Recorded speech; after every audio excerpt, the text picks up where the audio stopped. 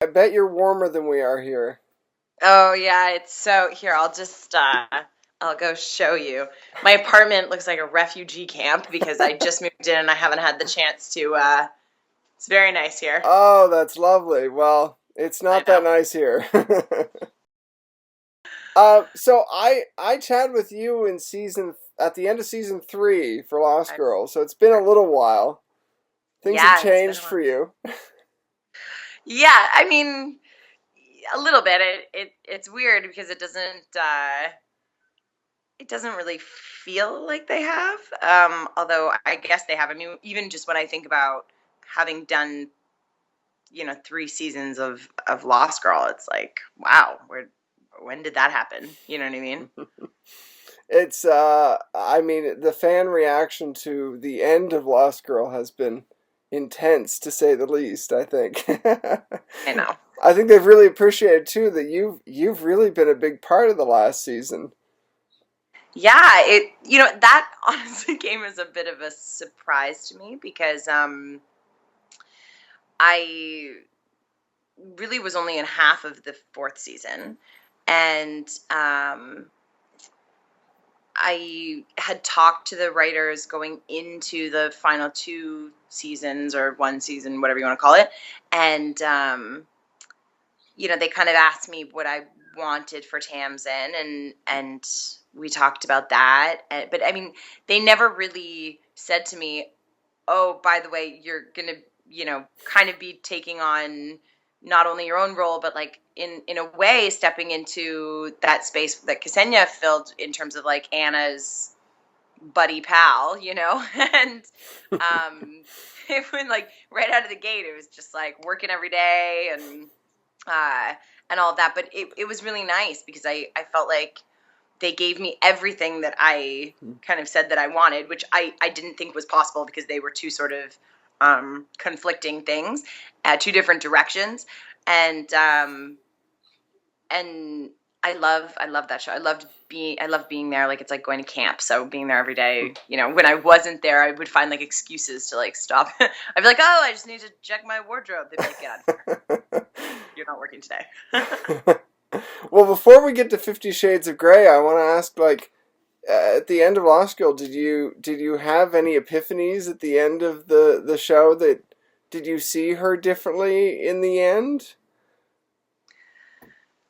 I mean, there is a very big thing that happens to Tamsin at the end of the season that if the show were to have gone another season or, people love to talk about if there was a movie, it would be radically different Hmm. because of what happened in terms of Tamsin's like storyline.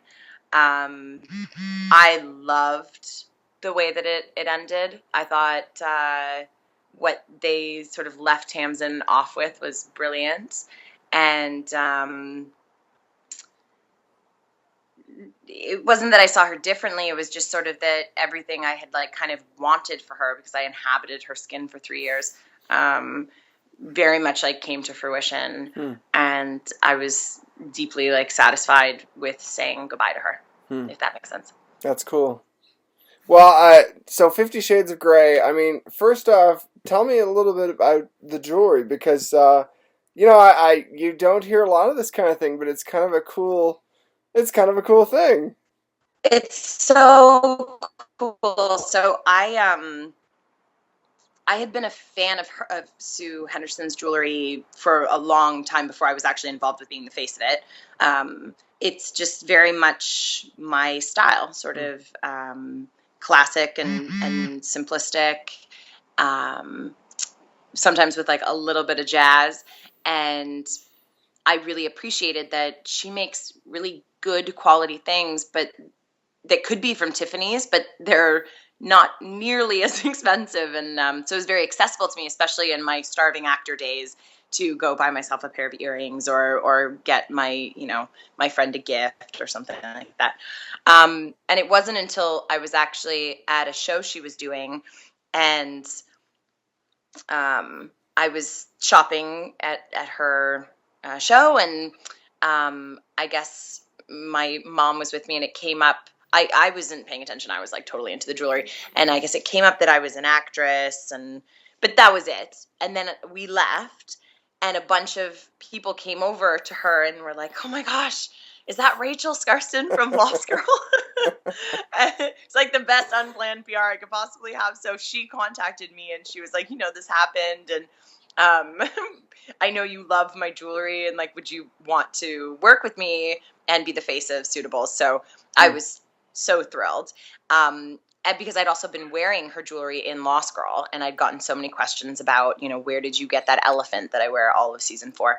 And so we started that, and then in this last season, she actually asked me if I wanted to do a collaboration sort of in honor of the movie and in honor of my time having been her spokesperson. And that was just a really cool experience for me because it was, so creative, and I'm really proud. I actually wear it all the time. I'm really proud of the ring that we made, and so it's very cool. And it's cool too that it's I know it can be customized. So instead of just the you've got diamond in yours because it's your birthstone, but you can have any one in there. That's cool. Yeah, my mom always laughs like, "Of course you have a diamond as your birthstone." I got lucky. Actually, if I could choose, I would have a ruby or a sapphire because I love red, and I actually just love sapphires. But diamond it is. But yes, you can customize it. You can have it in all different, like gold or silver or different kind of materials. And I've had so many people compliment me on my ring and then go and sort of make their own version of the ring, which I love because that's one of the things that we really wanted to do, is make a ring that was very significant and meaningful for me, but that could also be significant and meaningful for anyone.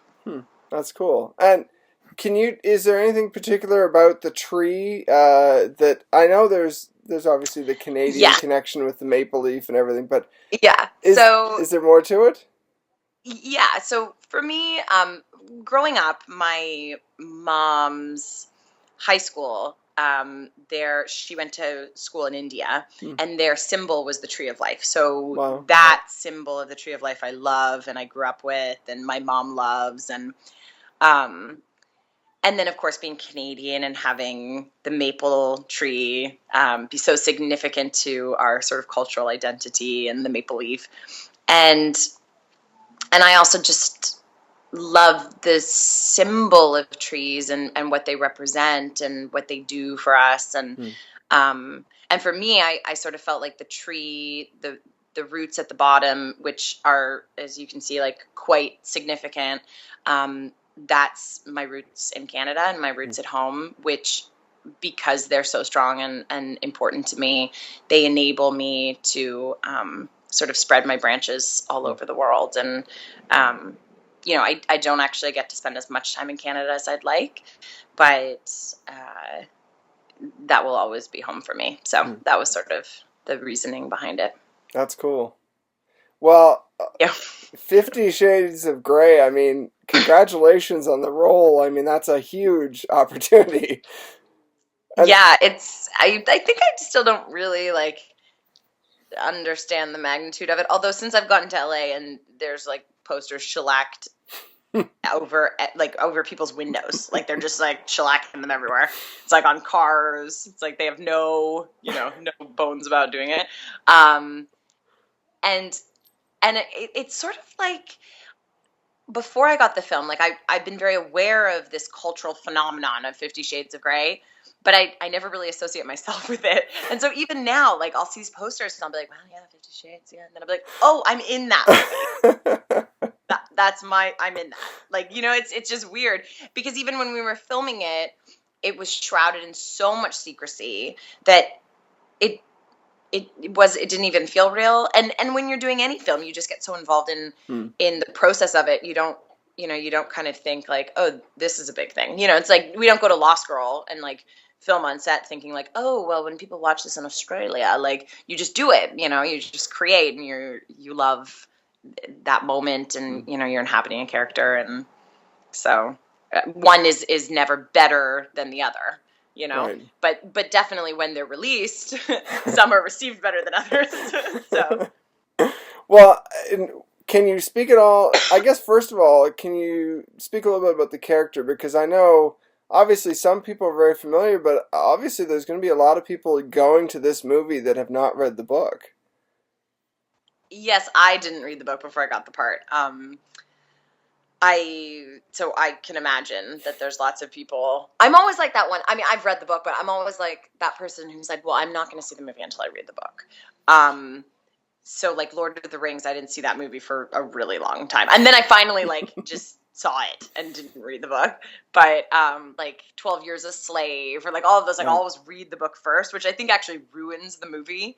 Um, but basically, Andrea is she's an interesting character because she plays Christian Grey's assistant and she kind of like runs his life. And most of the women in the book are involved in some way in Christian's sexuality or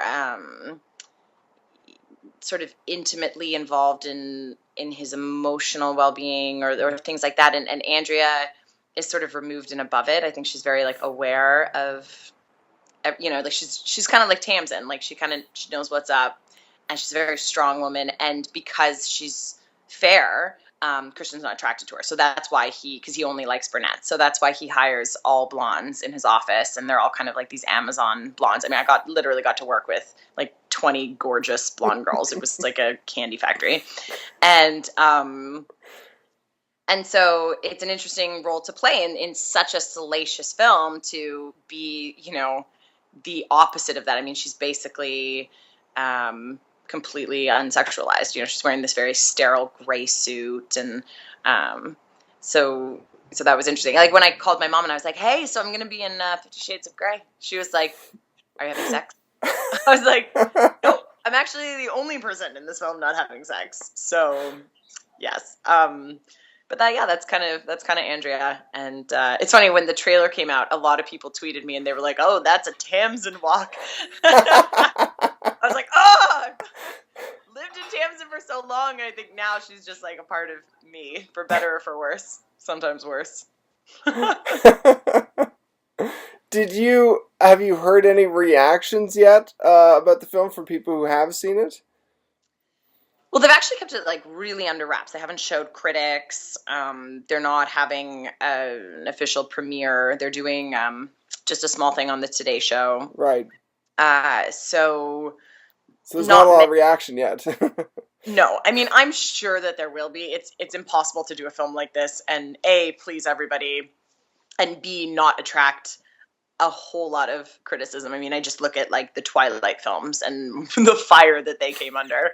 And like we're dealing with all those chicks like grown up sitting at, housewives at home, right? So like they're like just as much as teen angst, I think. Actually, I probably shouldn't say that. See, this is what I mean. Sometimes things just like fly out of my mouth and I'm like, shit! Shouldn't say that either. But I think there's going to be a strong reaction in both directions. I think that's unavoidable, but I think that's great. That's what art is supposed to be. That's what film is supposed to be. You're supposed to elicit a strong emotional response in people, be it good, bad. I would way rather, as an artist, be involved in projects that have people talking than, ones that I was super passionate about, but no one saw or cared about. Yeah, that's a good opinion to have, I think, in the industry. Yes. Yeah. And I mean, you know what? Like, it's lovely to be a part of such a huge blockbuster, but I just did a film, The Cove, that was an independent film, and Right. I think it's really fun to do those things too. I've just been really blessed to get to do, like, in this year alone, an independent film, a big blockbuster, and, a show like Lost Girl. So it's been lovely. And I mean, is that something I've heard different things from different people. Some people want to stick to TV, some people want to branch out and do different things. But are you kind of the opinion you enjoy being in lots of different things? I mean, I'm of the opinion I like to have a job. So whatever, when when people offer me a project, to me it doesn't really matter whether it's film or television. I mean, all jokes aside, it's more just I kind of live, I always say like I live my life in eager anticipation for my next adventure. And I feel like like have the perfect job for that because, when I'm presented with an opportunity, it's just sort of like, do I love this character? Is this an adventure? Is it a challenge? And if it meets those criteria, then to me, it doesn't really matter if it's film or television, if it's a blockbuster, if it's an indie. Yeah, no, I know some people are more, I think some film actors are like snobby about not wanting to be in television, which is ludicrous because there's amazing television, probably better television being made now than film. And some television actors don't want to be in film because it's a little bit more unpredictable and not as consistent. But I don't have a mortgage or a husband, so I can take the risk. I have a dog. He's pretty cheap, so that's good. Well, otherwise, what's coming up next for you beyond this? I mean, I know at this point it's like, well, there's this. So, but are you working on other things now? Because obviously that was filmed like a year and a half ago or something, wasn't it? Yeah. Yeah. So I just wrapped this film, The Cove. I just moved. I literally had like the craziest 2 weeks. I was back in LA and then went to New Mexico for a little bit. And then I had to go back up to Toronto. I drove back down across the United States to Los Angeles with my dog, my car, and my U-Haul, and unpacked all that. 2 days later, turned around to go to a Comic-Con in London. Was in London for 5 days. Came back. I mean, like literally, like let's just get real here. Let's just like break it down and get real because that's what's going on. But actually, my next project, it doesn't really have to do specifically with acting, although we are making a documentary, which I'm so excited about. Wow. I've just gotten involved with this charity, Build On, and I have a really, I went to university. That was a requirement in my family. And I hope for everyone to, do whatever school you want, whether it's college, university, nothing. But I believe education should be a right and not a privilege. And people should have the right to go if that's what they want to do. And I just think that education is so, so important. So my brother has a charity that sends children to school, and now I've gotten involved with this one, and I'm actually going to go to Malawi with a group of 16 actors, and we're going to build a school, which should be interesting, and make a documentary about it. And so so that's sort of my next project, is going to Malawi. That's amazing. Yeah, I'm really excited. Well, I wish you luck with that, and I wish you luck with the film. Maybe it'll turn into a trilogy. Yeah, I think that's their hope. That well, so we'll see. Cool. Well, thank you, and maybe we'll see you in Toronto for some other TV series one of these days. Thank you, and thank you for taking the time to talk to me. Oh, I really appreciate it. Absolutely, of course. Thank you for taking the time as well. No problem. I'll send some sunshine your way. Okay. Well, thank you very much. I hope to talk to you soon again. Same here. Bye-bye. Bye.